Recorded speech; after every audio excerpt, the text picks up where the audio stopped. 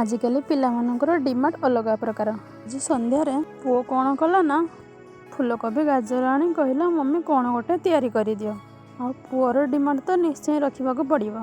मुझे कौन करी ना फूलकोबी को छोट छोट पीस काटिले ता सहित गाजर आलू से कहते मम्मी जल्दी जल्दी कर मत भोक लगे।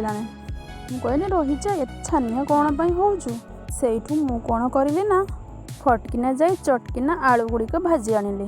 तो बेलू माँ तापाई मार्केट नहीं आसीथिला आत तो ताको खाइबा पई बहुत भल लगे। प्रथम अटैक करदेला मो पाई नहीं आसीथिला दिहळ पाउंजी। तो पाउंजी गुड़िक बहुत भल लगुला। मु कौन करी ना सुखिला लंका टमाटो पकाई भात गुड़िक छुंकी आनिले। पुओ से कहूँ ना मम्मी बहुत टेस्ट हो तो फूलकोबी भात गाजर छुंका खाई नेलु। आपण मैंने भी कहे केमिति लगुच रखुची।